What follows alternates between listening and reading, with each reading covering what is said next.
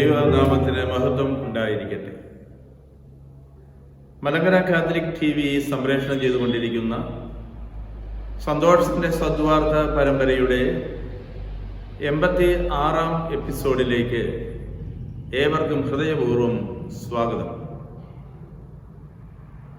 ഇന്നേ ദിവസം നമ്മുടെ ധ്യാനത്തിനും ചിന്തകൾക്കുമായി സഭ നമുക്ക് തരുന്ന വേദഭാഗം വിശുദ്ധ യോഹന്നാൻ എഴുതിയ സുവിശേഷം 6-ാം അധ്യായം 25 മുതൽ 33 വരെയുള്ള വചനഭാഗമാണ്. യേശു ജീവന്റെ അപ്പമാണ്, സ്വർഗത്തിൽ നിന്നും ഇറങ്ങി വന്ന അപ്പമാണ് എന്നുള്ള ആ ചിന്ത സഭയ്ക്ക് കൈമാറുന്ന വേദഭാഗമാണിത്. ഈ വേദഭാഗത്തിന്റെ അർത്ഥം മനസ്സിലാക്കുവാൻ ഈ വേദഭാഗത്തിന്റെ മുൻപും പിൻപുമുള്ള ഭാഗത്തെക്കുറിച്ച് നാം അറിഞ്ഞിരിക്കണം. 4-ാം സുവിശേഷകനായ വിശുദ്ധ യോഹന്നാൻ വിശുദ്ധ കുർബാനയെക്കുറിച്ച്, അതിന്റെ സ്ഥാപനത്തെക്കുറിച്ച് പരാമർശിക്കുന്നില്ല, വിവരിക്കുന്നില്ല. എന്നാൽ വിശുദ്ധ കുർബാനയുടെ ഏറ്റവും വലിയ ദൈവശാസ്ത്രം നമ്മെ പഠിപ്പിക്കുന്ന സുവിശേഷകനാണ് 4-ാം സുവിശേഷകനായ വിശുദ്ധ യോഹന്നാൻ. യോഹന്നാന്റെ സുവിശേഷം 6-ാം അധ്യായം മുഴുവൻ വിശുദ്ധ കുർബാനയുടെ പശ്ചാത്തലവും വിശുദ്ധ കുർബാന എന്ന കൂദാശയെക്കുറിച്ചുമുള്ള ചിന്തകളാണ് ഉൾക്കൊള്ളുക. ഇന്ന് നാം വായിച്ചു കേട്ട ഈ വേദഭാഗത്തിന് തൊട്ടു മുമ്പുള്ള ഭാഗങ്ങൾ പരിശോധിച്ചാൽ അവിടെ യേശു തമ്പുരാൻ അപ്പം വർദ്ധിപ്പിക്കുന്ന സംഭവം വിവരിച്ചിരിക്കുന്നു. 5 അപ്പവും 2 മത്സ്യവും കൊണ്ട് 5000 പേരെ തൃപ്തിപ്പെടുത്തിയ സംഭവം വിശുദ്ധ യോഹന്നാൻ വളരെ പ്രത്യേകതകളോടെയാണ് അവതരിപ്പിക്കുക. സമാന്തര സുവിശേഷങ്ങളിൽ നിന്ന് വ്യത്യസ്തമായ രീതിയിൽ വിശുദ്ധ കുർബാനയുടെ സൂചനകൾ നൽകുന്ന രീതിയിലാണ് ഈ അപ്പം വർദ്ധിപ്പിക്കൽ സംഭവം യോഹന്നാൻ അവതരിപ്പിക്കുക. ഒരു വിശ്വാസ സമൂഹത്തിന്റെ മുമ്പിൽ യേശു പ്രവർത്തിക്കുന്ന ഒരു അടയാളമാണത്. മനുഷ്യരുടെ സഹകരണത്തോടെ അവരുടെ കയ്യിലുണ്ടായിരുന്ന 5 അപ്പവും 2 മത്സ്യവും യേശു വർദ്ധിപ്പിച്ച് 5000 തീറ്റിപ്പോറ്റുന്ന സംഭവം. യേശുവിന്റെ അടുക്കിലേക്ക് വരുന്നവരെ കണ്ടിട്ട് യേശുവിന് കരുണ തോന്നിയിട്ടാണ് ഈ അടയാളം അല്ലെങ്കിൽ ഈ അത്ഭുതത്തോടെ പ്രവർത്തിക്കുക. സമാന്തര സുവിശേഷങ്ങളിൽ നിന്ന് വ്യത്യസ്തമായ രീതിയിൽ വിശ്വാസ സമൂഹത്തിന്റെ മുമ്പിൽ ഒരു അത്ഭുതം പ്രവർത്തിക്കുന്നു എന്നുള്ള രീതിയിലാണ് ഇവിടെ നമ്മളതിനെ വ്യാഖ്യാനിക്കുക. കാരണം യേശുവിന്റെ അടുക്കിലേക്ക് വരിക എന്ന് പറഞ്ഞാൽ അതിന്റെ അർത്ഥം അവനിൽ വിശ്വസിക്കുക എന്നുള്ളത്. അതുപോലെ തന്നെ യേശുവാണ് ഇവിടെ അപ്പം വിഭജിച്ചു കൊടുക്കുന്നവൻ, വിളമ്പുന്നവൻ. പ്രത്യേകതരം അപ്പമാണ്, ബാർലി അപ്പമാണ് ഇവിടെ പരാമർശിക്കപ്പെടുക. അതുപോലെ തന്നെ ശിഷ്യന്മാരുടെ സാന്നിധ്യം അവിടെ പരാമർശിക്കുന്നുണ്ട്. വീണ്ടും ഈ സംഭവത്തോടനുബന്ധിച്ച് 12 കുട്ടകൾ നിറയെ ശേഷിച്ചു വരുന്നത് ശേഖരിക്കുന്നുണ്ട്. അതിനെക്കുറിച്ച് ഡിഡാക്കെ എന്ന പുസ്തകത്തിൽ പറയുന്നത് വിശുദ്ധ കുർബാനയുടെ ഒരു പ്രതീകമാണ് ഈ അപ്പം വർദ്ധിപ്പിക്കൽ സംഭവം എന്നാണ്. മാത്രമല്ല, വിശുദ്ധ അപ്പമെടുത്ത് കർത്താവ് അത് വാഴ്ത്തിക്കൊടുക്കുമ്പോൾ യൂക്കറിസ്തേസ് എന്നുള്ള വാക്കാണ്, യൂക്കറിസ്റ്റ് എന്ന പദവുമായി ബന്ധപ്പെട്ട ഗ്രീക്ക് വാക്ക് ആണ് വിശുദ്ധ യോഹന്നാൻ ഉപയോഗിക്കുക. എവുളോഗെയിൻ എന്നുള്ള ഒരു വാക്ക്, ഗ്രീക്ക് വാക്ക് മറ്റു സുവിശേഷകന്മാർ ഉപയോഗിക്കുമ്പോൾ എയൂക്കറിസ്തേസാസ് എന്ന വാക്ക് ഉപയോഗിച്ചുകൊണ്ട് താങ്ക്സ് ഗിവിംഗ് എന്നുള്ള അർത്ഥത്തിൽ വിശുദ്ധ കുർബാന എന്ന പ്രതീകത്തിൽ എന്ന സൂചനയിൽ ഇവിടെ ഇത് പരാമർശിക്കപ്പെടുന്നു. ഇപ്രകാരം അപ്പം വർദ്ധിപ്പിക്കുന്ന സംഭവം സുവിശേഷകൻ വിവരിച്ചതിന് ശേഷം കർത്താവ് ഗനേസരത്ത് തടാകത്തിൽ തിബേരിയോസ് കടലിലൂടെ ശിഷ്യന്മാരുടെ അടുക്കിലേക്ക് നടന്നു വരുന്ന വെള്ളത്തിന് മീതെ നടക്കുന്ന അത്ഭുതമാണ് അവതരിപ്പിക്കുക. തുടർന്ന് വരുന്ന ഭാഗമാണ് ഇന്നത്തെ നമ്മളുടെ ചിന്താവിഷയം. വിശുദ്ധ യോഹന്നാന്റെ സുവിശേഷം 6-ാം അധ്യായം 14-ാം തിരുവചനത്തില് 15-ാം തിരുവചനത്തിൽ നാം വായിക്കുന്നു, അവർ വന്ന് തന്നെ രാജാവാക്കുവാൻ വേണ്ടി ബലമായി പിടിപ്പിച്ചുകൊണ്ട് പോകുവാൻ ഭാവിക്കുന്നു എന്ന് മനസ്സിലാക്കിയ യേശു വീണ്ടും തനിയെ മലമുകളിലേക്ക് പിന്മാറി. അത്ഭുതകരമായ അപ്പം വർദ്ധിപ്പിക്കൽ സംഭവത്തിന്റെ ഒരു പ്രതികരണം എന്ന രീതിയിൽ വലിയ പ്രവാചകനായി ദൈവമനുഷ്യനായി യേശുവിനെ കണ്ടിട്ട് അവനെ രാജാവാക്കി മാറ്റണം എന്ന് ചിന്തിക്കുന്ന ഒരു സമൂഹത്തിന്റെ പ്രതികരണത്തോട് യേശു തമ്പുരാൻ പ്രതികരിക്കുന്നത് അവർക്ക് വിധേയനാകാതെ സ്ഥലം വിട്ടു പോവുകയാണ്. അതിനുശേഷമാണ് കഫർനാമിന്റെ മറുകരയിൽ നടത്തിയ ഈ അത്ഭുതത്തിൽ നിന്നും അവിടെ നിന്നും കഫർനാമിലേക്ക് പോയ ശിഷ്യന്മാരോടൊപ്പം പടവിൽ കയറുവാൻ യേശു ആഗ്രഹിക്കാതെ പടവിന്റെ അടുക്കിലേക്ക് നടന്നു വരുന്ന, വെള്ളത്തിന് മുകളിലൂടെ നടന്നു വരുന്ന സംഭവം സുവിശേഷൻ അവതരിപ്പിക്കുക. അങ്ങനെ അവർ കരയിലെത്തി കഫർനാമിൽ എത്തിച്ചേർന്നപ്പോൾ കർത്താവിനെ അന്വേഷിച്ചു വന്ന ജനക്കൂട്ടം കഫർനാമിന്റെ മറുകരയിൽ ചെന്നപ്പോൾ യേശുവിനെ കാണായികയാൽ തിരിച്ചു വന്ന് കഫർനാമിൽ വെച്ച് കണ്ടുമുട്ടുന്ന പശ്ചാത്തലമാണ് ഇന്നത്തെ സുവിശേഷത്തിന്റെ പശ്ചാത്തലം. അതുകൊണ്ടാണ് 25-ാം തിരുവചനത്തിൽ നാം വായിക്കുക, യേശുവിനെ കടലിന്റെ മറുകരയിൽ കണ്ടെത്തിയപ്പോൾ ജനം ചോദിച്ചു, റബ്ബി, അങ്ങ് എപ്പോൾ ഇവിടെ എത്തി? യേശു പ്രതിവചിക്കുകയാണ്, സത്യം സത്യമായി ഞാൻ നിങ്ങളോട് പറയുന്നു, അടയാളങ്ങൾ കണ്ടതുകൊണ്ടല്ല, അപ്പം ഭക്ഷിച്ച തൃപ്തരായതുകൊണ്ടാണ് നിങ്ങൾ എന്നെ അന്വേഷിക്കുന്നത്. നീ എപ്പോൾ ഇവിടെ എത്തി എന്നുള്ള ചോദ്യം യേശുവുമായിട്ടുള്ള സംഭാഷണത്തിന്റെ ഒരു ആരംഭമാണ്, ഒരു കുശലാന്വേഷണമാണ്. അതിന്റെ മറുപടിയല്ല യേശു കൊടുക്കുക, അവരുടെ മനോഭാവത്തെ യേശു വ്യക്തമാക്കുന്ന ഒരു മറുപടിയാണ് യേശുവിന്റെ വാക്കുകളിൽ നാം കാണുക. യോഹന്നാൻ ഉപയോഗിക്കുന്ന വളരെ പ്രധാനപ്പെട്ട കാര്യങ്ങൾ അവതരിപ്പിക്കുവാൻ ഉപയോഗിക്കുന്ന ഡബിൾ എയ്മൻ സേയിങ്ങിലൂടെ, അല്ലെങ്കിൽ truly truly I say to you, സത്യസത്യമായി ഞാൻ നിങ്ങളോട് പറയുന്നു എന്നുള്ള ഒരു പരാമർശത്തോടെയാണ് യേശു ഇതിനോട് പ്രതികരിക്കുക. സത്യസത്യമായി ഞാൻ നിങ്ങളോട് പറയുന്നു, അടയാളങ്ങൾ കണ്ടതുകൊണ്ടല്ല നിങ്ങൾ എന്നെ അന്വേഷിക്കുന്നത്, മറിച്ച് അപ്പം ഭക്ഷിച്ച് നിങ്ങൾ മാനുഷികമായ രീതിയിൽ വിശപ്പടക്കിയതുകൊണ്ടാണ്, തൃപ്തരായതുകൊണ്ടാണ്. എന്നിട്ട് യേശു പറയുകയാണ്, നശ്വരമായ അപ്പത്തിനു വേണ്ടി അധ്വാനിക്കാതെ മനുഷ്യപുത്രൻ തരുന്ന അനശ്വരമായ അപ്പത്തിനു വേണ്ടി അധ്വാനിക്കുവിൻ. മനുഷ്യപുത്രൻ തരുന്ന അനശ്വരമായ ഭക്ഷണം, അപ്പം, അത് നിത്യജീവന്റെ അപ്പമാണ്. നിത്യജീവൻ എന്നുള്ളത് വിശുദ്ധ യോഹന്നാന്റെ സുവിശേഷത്തിലെ ഒരു പ്രധാന പ്രതിപാദ്യ വിഷയമാണ്. ദൈവരാജ്യമെന്നും സ്വർഗരാജ്യമെന്നും സമാന്തര സുവിശേഷകന്മാർ പഠിപ്പിക്കുന്നിടത്ത് 4-ാം സുവിശേഷകൻ നിത്യജീവൻ എന്നുള്ള ഒരു ആശയമാണ് പറയുന്നത്. വിശുദ്ധ യോഹന്നാന്റെ സുവിശേഷത്തിന്റെ ലക്ഷ്യം അവതരിപ്പിക്കുന്ന 20-ാം അധ്യായം 30-31 തിരുവചനത്തിലൂടെ നാം കാണുന്നു, ഈ പുസ്തകത്തിൽ രേഖപ്പെടുത്താത്ത അനേകം അടയാളങ്ങൾ യേശു തമ്പുരാൻ തന്റെ ശിഷ്യന്മാരുടെ അടുക്കൽ പ്രവർത്തിച്ചിട്ടുണ്ട്. ഇവ തന്നെയാകട്ടെ പ്രവർത്തിച്ചത് യേശു കർത്താവാണെന്ന്, ദൈവപുത്രനാണെന്ന് നിങ്ങൾ അറിയേണ്ടതിനും അങ്ങനെ അറിയുന്നത് വഴി അവന്റെ നാമത്തിൽ ജീവൻ ഉണ്ടാകുന്നതിനും വേണ്ടിയാണ്. യേശുവിന്റെ നാമത്തിൽ നമുക്കുണ്ടാകുന്ന ജീവനാണ് നിത്യജീവൻ. യേശു പറയുകയാണ്, അവിടുന്ന് തരുന്ന അപ്പം ഭക്ഷിച്ചാൽ അതുവഴി നിത്യജീവന് നാം അർഹരാകും. ഈ അപ്പം വിശുദ്ധ കുർബാനയായിട്ടാണ് സഭ മനസ്സിലാക്കുക. യേശു തരുന്ന അപ്പം അത് തന്റെ ശരീരമാണ്. തുടർന്ന് വരുന്ന ഭേദഭാഗത്ത് യേശുവിന്റെ ശരീരമാണ് ഈ അപ്പമെന്നും അത് നിത്യജീവൻ നമുക്ക് നൽകുമെന്നും അത് ഭക്ഷിക്കുന്നവൻ ഒരിക്കലും മരിക്കുകയില്ല എന്നുമുള്ള ആശയം ഈ സുവിശേഷകൻ തന്നെ തുടർന്ന് വരുന്ന ഭാഗത്ത് വളരെ വ്യക്തമാക്കി പറയുന്നു. അപ്പോൾ നശ്വരമായ അപ്പത്തിന് വേണ്ടി നിങ്ങൾ അധ്വാനിക്കാതെ അനശ്വരമായ അപ്പത്തിന് വേണ്ടി നിങ്ങൾ അധ്വാനിക്കുവീൻ എന്ന് യേശു അവരോട് പറയുകയാണ്.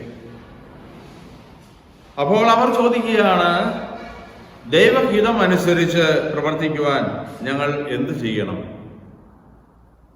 അവർ മാറ്റം സ്വീകരിക്കുവാൻ തയ്യാറാകും. യേശുവിന്റെ ഈ പ്രബോധനത്തിനുള്ള ഒരു ആധികാരികത കൂടി ഇവിടെ രേഖപ്പെടുത്തുന്നുണ്ട്. 27-ാം തിരുവചനത്തിൽ പറയുന്നു, എന്തെന്നാൽ പിതാവായ ദൈവം അവന്റെ മേൽ അംഗീകാര മുദ്ര വെച്ചിരിക്കുന്നു. തന്റെ ഏകജാതന്റെ മേൽ അംഗീകാര മുദ്ര വെച്ചിരിക്കുന്നു. നമുക്കറിയാം, ഒരു മുദ്ര വയ്ക്കുക എന്ന് പറഞ്ഞാൽ അതിന്റെ ആധികാരികതയാണ്. പിതാവാൻ ദൈവം ഇവൻ എൻ്റെ പ്രിയപുത്രനാണ്, ഇവനിൽ ഞാൻ പ്രസാദിച്ചിരിക്കുന്നു എന്നും ഇവൻ എൻ്റെ പ്രിയപുത്രനാണ്, ഇവനിൽ ഞാൻ സംപ്രീതനായിരിക്കുന്നു എന്നും പറയുന്ന വേദഭാഗങ്ങൾ നമുക്കുണ്ട്. അവിടെ പിതാവാൻ ദൈവത്തിൻ്റെ അംഗീകാര മുദ്രയാണ് പുത്രന് ലഭ്യമാകുന്നത്. ഇപ്രകാരം പിതാവിനാൽ പ്രത്യേകമായി മുദ്ര വയ്ക്കപ്പെട്ട അംഗീകരിക്കപ്പെട്ട യേശുവിന്റെ വാക്കുകൾ കേട്ടിട്ട് തന്റെ ശ്രോതാക്കളിൽ മനപരിവർത്തനം ഉണ്ടാകുകയാണ്. അവർ ചോദിക്കുകയാണ്, ദൈവത്തിന്റെ ഹിതമനുസരിച്ച് ജീവിക്കുവാൻ ഞങ്ങൾ എന്തു ചെയ്യണം? അപ്പോൾ യേശു അവരോട് പറയുന്ന മറുപടിയുണ്ട്. ഇതാണ് ദൈവഹിതം അനുസരിച്ചുള്ള പ്രവൃത്തി. അവിടുന്ന് അയച്ചവനിൽ വിശ്വസിക്കുക, ദൈവത്തിൽ വിശ്വസിക്കുക. യേശു തമ്പുരാൻ പിതാവിൽ നിന്നും പിതാവിനാൽ അയക്കപ്പെട്ടവരാണ്. അയച്ച പിതാവിൽ വിശ്വസിക്കുക, അവിടുന്ന് അയച്ച പുത്രനിൽ വിശ്വസിക്കുക, അവിടുന്ന് അയച്ചവനിൽ നിങ്ങൾ വിശ്വസിക്കുക. യേശുവിൽ നാം വിശ്വസിച്ചാൽ നിത്യജീവന് നാം അർഹരാകും എന്നുള്ള തിരുവചനം, എന്നുള്ള പഠിപ്പിക്കലാണ് ഇവിടെ വ്യക്തമാകുക. അപ്പസ്തോല നടപടി 2-ാം അധ്യായം 37-ാം തിരുവചനത്തില് പെന്തിക്കോസ്തിക്ക് ശേഷം പത്രോസ് എഴുന്നേറ്റ് നിന്ന് പ്രസംഗിക്കുമ്പോൾ അവന്റെ പ്രസംഗം കേട്ടിട്ട് അനേകര് മാനസാന്തരപ്പെടുന്നു. അവർ ശിഷ്യന്മാരോട് ചോദിക്കുന്നുണ്ട്, സഹോദരന്മാരെ, ഞങ്ങൾ എന്താണ് ചെയ്യേണ്ടത്? ദൈവ തിരുവചനം കേട്ടവര് ജീവിതത്തിൽ വ്യത്യാസം വരുത്തുവാൻ ആഗ്രഹിക്കുകയാണ്. ഞങ്ങൾ എന്താണ് ചെയ്യേണ്ടത്? മാറ്റത്തിനുള്ള അവരുടെ തയ്യാറ്, അവരുടെ തീരുമാനം അറിയിക്കുകയാണ്. അവിടെ പത്രോസ് പറയുന്നുണ്ട്, പശ്ചാത്തപിക്കുവിൻ, യേശുവിന്റെ നാമത്തിൽ നിങ്ങൾ സ്നാനപ്പെടുവിൻ, അങ്ങനെ വിശ്വാസത്തിലേക്ക് കടന്നു വരിക എന്ന്. ഇതേ ആശയം തന്നെയാണ് വിശുദ്ധ യോഹന്നാൻ ശ്ലീഹ ഇന്നത്തെ സുവിശേഷത്തിലൂടെ നമ്മോട് പറയുക. തന്നെ അയച്ചവനിൽ വിശ്വസിക്കുക, അതാണ് നിങ്ങൾ ചെയ്യേണ്ട ദൈവഹിതം അനുസരിച്ചുള്ള പ്രവൃത്തി. അപ്പോൾ അവർ ചോദിച്ചു, ഞങ്ങൾ കണ്ട് നിന്നെ വിശ്വസിക്കേണ്ടതിന് എന്ത് അടയാളമാണ് ഇത് ചെയ്യുക? അടയാളങ്ങൾ ചോദിക്കുന്ന ഒരു സമൂഹം, യേശുവിനോട് അടയാളം ചോദിക്കുന്ന വ്യക്തികളുണ്ട്. നമുക്കറിയാം, വിശുദ്ധ യോഹന്നാന്റെ സുവിശേഷം 2-ാം അധ്യായം 18-ാം തിരുവചനത്തില് നാം ഇപ്രകാരം വായിക്കുന്നു, എന്താ നീ ദൈവത്താൽ അയക്കപ്പെട്ടു, നിനക്കിത് ചെയ്യുവാൻ അധികാരമുണ്ട് എന്നതിന് എന്തടയാളമാണ് നീ കാണിക്കുക?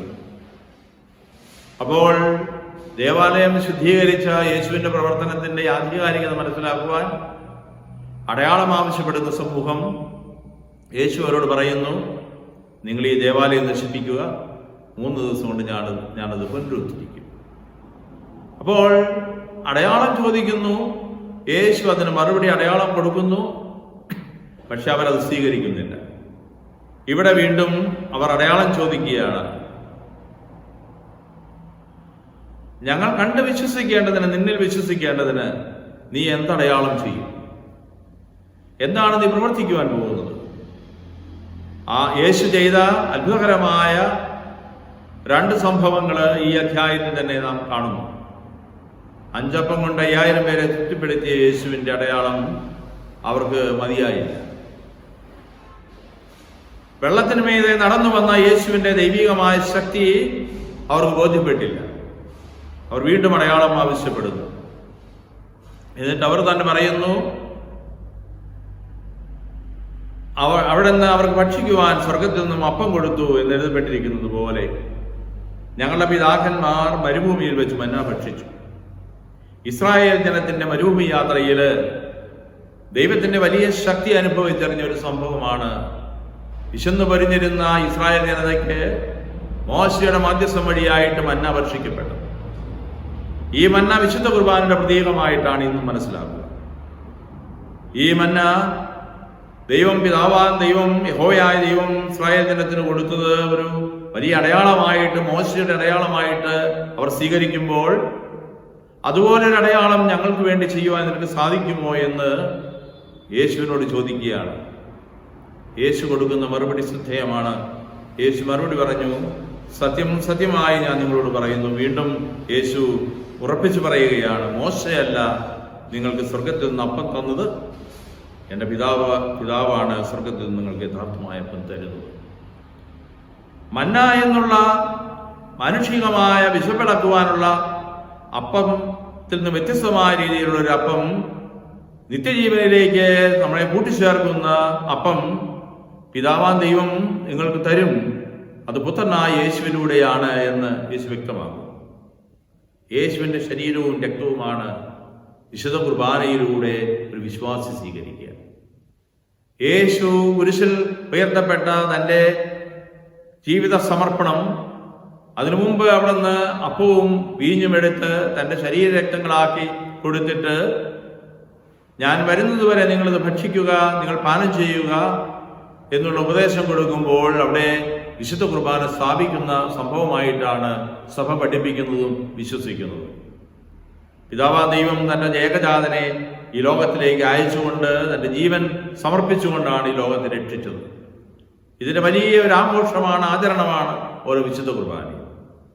വിശുദ്ധ കുർബാനയുടെ വലിയ ചിന്തകൾ ഉൾക്കൊള്ളുന്ന ഈ വേദഭാഗം യഥാർത്ഥമായ അപ്പം പിതാവ് തരുന്ന, സ്വർഗത്തിൽ നിന്നും ഇറങ്ങി പുത്രനിലൂടെ തരുന്നതാണ് എന്ന് വ്യക്തമാക്കുന്നു. സഭാപിതാക്കന്മാർ പറയുന്നുണ്ടല്ലോ, എവിടെ വിശുദ്ധ കുർബാനയുണ്ടോ അവിടെ സഭയുണ്ട്, എവിടെ ദൈവവചനമുണ്ടോ അവിടെ സഭയുണ്ട്. ഈ ലോകത്തിൽ കർത്താവിന്റെ സാന്നിധ്യം തുടരുവാനായിട്ടുള്ള രണ്ട് മാധ്യമങ്ങൾ, ഒന്ന് ദൈവവചനവും രണ്ട് വിശുദ്ധ കുർബാനയും. അതുകൊണ്ടാണ് നമ്മുടെ സഭയിൽ ഈ രണ്ടിനും നമ്മൾ പ്രാധാന്യം കൊടുക്കുന്നത്. വിശുദ്ധ കുർബാന ആവർത്തിച്ച് നമ്മൾ ചൊല്ലുന്നത് കൊണ്ടാണ്. വിശുദ്ധ കുർബാനയിലൂടെ നാം സ്വീകരിക്കുന്നത് കർത്താവിൻ്റെ ശരീരവും രക്തവുമാണ്. അത് നിത്യജീവന്റെ അച്ചാരമാണ് എന്ന് സഭ പഠിപ്പിക്കുന്നു. എന്നിട്ട് പറയുകയാണ്, എന്തെന്നാൽ ദൈവത്തിന്റെ അപ്പം സ്വർഗത്തിൽ നിന്ന് വന്ന് ലോകത്തിന് മുഴുവൻ ജീവൻ നൽകുന്നതാണ്. ഈ ലോകത്തിന് ജീവൻ നൽകുന്ന സജീവമായ അപ്പമാണ് കർത്താവ് ഈ ലോകത്തിലേക്ക് തന്ന, വിശുദ്ധ കുർബാന വഴി നമുക്ക് തരുന്ന തൻ്റെ ശരീരവും രക്തവുമാകുന്ന അപ്പം. അപ്പോൾ ഇന്നത്തെ വേദഭാഗത്ത് വിശുദ്ധ കുർബാനയെക്കുറിച്ചുള്ള ചിന്തകൾ സഭയ്ക്ക് കൈമാറുകയാണ്. കർത്താവായ യേശു ജീവിച്ചിരുന്നപ്പോൾ തന്നെ അവിടെ നിന്ന് കൊടുക്കുന്ന അപ്പം വിശുദ്ധ കുർബാനയുടെ പ്രതീകമാണ് എന്ന് ഉറപ്പിച്ചു പറയുകയാണ്. തുടർന്ന് വരുന്ന വേദഭാഗത്ത് ഈ വിശുദ്ധ കുർബാനയുടെ കൂട്ടായ്മയെക്കുറിച്ച്, സ്വീകരിക്കുന്നവരിലുണ്ടാകുന്ന മാറ്റം, ദൈവത്തിൻ്റെ സഹവാസം, ഈ വിശുദ്ധ കുർബാന സ്വീകരിക്കുന്നവർ യേശുവിൽ ദൈവത്തിൽ വസിക്കുന്നതിൻ്റെ സാങ്കത്യം, അതുപോലെ തന്നെ ഈ വിശുദ്ധ കുർബാന നിത്യജീവന്റെ അച്ചാരമാണ് എന്നുള്ള അനുഭവം ഒക്കെ വിവരിക്കുന്ന വേദഭാഗമാണ് തുടർന്ന് വരുന്ന യോഹന്നാന്റെ സുവിശേഷം 6-ാം അധ്യായത്തിലെ പ്രതിപാദ്യ വിഷയം. ഇന്നത്തെ ഈ വേദഭാഗം നമ്മൾ വായിക്കുമ്പോൾ നാം മനസ്സിലാക്കേണ്ട ഒരു കാര്യമുണ്ട്. നശ്വരമായ അപ്പത്തിന് വേണ്ടി നാം അധ്വാനിക്കുന്നവരാകാതെ അനശ്വരമായ ജീവൻ നൽകുന്ന, നമുക്ക് ജീവൻ നൽകുന്ന കർത്താവിൻ്റെ അപ്പത്തിന് വേണ്ടി നാം അധ്വാനിക്കുന്നവരാകണം. വിശുദ്ധ കുർബാനയോടുള്ള ഭക്തിയിൽ നാം വളർന്നു വരണം. കത്തോലിക്കാ തിരുസഭ ദൈവവചനത്തിന് കൊടുക്കുന്നത് പോലെ തന്നെ പ്രാധാന്യം വിശുദ്ധ കുർബാനയ്ക്ക് കൊടുക്കുന്നു. അതുകൊണ്ടാണ് വിശുദ്ധ ദൈവവചനവും കർത്താവിൻ്റെ അപ്പവും രണ്ട് മേശകൾ നമ്മൾ ഓരോ വിശുദ്ധ ബലിയിലും നമ്മൾ കൂട്ടി ചേർക്കുക. ഈ വചനം മുറിക്കലും അതുപോലെ തന്നെ അപ്പം മുറിക്കലും കർത്താവായ യേശുവിൻ്റെ കൂട്ടായ്മയുടെ, വിശ്വാസ കൂട്ടായ്മയുടെ വലിയ കൂട്ടായ്മയുടെ അനുഭവമാണ്. നമുക്ക് ഇന്നത്തെ ഈ വേദഭാഗത്തുകൂടി മാനുഷികമായ രീതിയിൽ യേശുവിനെ സമീപിക്കാതെ അവിടെ നിന്ന് കൊടുക്കുന്ന, സ്വർഗത്തിൽ നിന്നും ഇറങ്ങിയ ജീവന്റെ അപ്പമായ തൻ്റെ ശരീരവും രക്തവും സ്വീകരിക്കുന്ന വിശുദ്ധ കുർബാനയുടെ അനുഭവത്തിലേക്ക് നമുക്ക് ഉയരാം. അതാണ് ഇന്നത്തെ വേദഭാഗം നമുക്ക് തരുന്ന ചിന്തകൾ. അതിന് ഉപോത്ബലകമായ രീതിയിൽ കർത്താവ് പ്രവർത്തിക്കുന്ന 5 അപ്പം 2 മത്സ്യം കൊണ്ട് 5000 പേരെ തൃപ്തരാക്കുന്ന സംഭവം, അതുപോലെ തന്നെ ദൈവികമായ ശക്തി പ്രകടിപ്പിക്കുന്ന വെള്ളത്തിന് മീതെയുള്ള തൻ്റെ നടപ്പ്, ഈ 2 അത്ഭുതങ്ങളുടെ പശ്ചാത്തലത്തിൽ ഇന്നത്തെ തിരുവചനത്തെ നാം മനസ്സിലാക്കുകയും അത് കർത്താവിൻ്റെ ജീവനുള്ള വചനത്തെക്കുറിച്ച്, ജീവനുള്ള അപ്പത്തെക്കുറിച്ച് പറയുന്ന വലിയ ചിന്തയായിട്ട് ഇതിനെ മനസ്സിലാക്കുകയും വിശുദ്ധ കുർബാനയിൽ കൂടുതൽ ഭക്തിയോടെ പങ്കുചേരുവാനും അതിനെ വിശ്വാസമായി സത്യമായി സ്വീകരിക്കുവാനും നമുക്ക് നമ്മെ തന്നെ ഒരുക്കാം. ഈ വേദഭാഗം നമ്മെ വിശുദ്ധ കുർബാനയോടുള്ള ഭക്തിയിൽ വളർത്തട്ടെ. അവിടുന്ന് ജീവന്റെ അപ്പമാണ്, സ്വർഗത്തിൽ നിന്ന് ഇറങ്ങി വന്ന അപ്പമാണ്, അവനിൽ വിശ്വസിക്കുന്നവൻ മരിച്ചാലും ജീവിക്കും എന്നുള്ള ആ വലിയ ചിന്ത ഉൾക്കൊണ്ടുകൊണ്ട് ഇന്നത്തെ വേദഭാഗത്തെ നമുക്ക് സമീപിക്കാം. ദൈവം നമ്മെ ഏവരെയും സമർത്ഥമായിട്ട് അനുഗ്രഹിക്കട്ടെ. ദൈവനാമത്തിന് മഹത്വം ഉണ്ടായിരിക്കട്ടെ.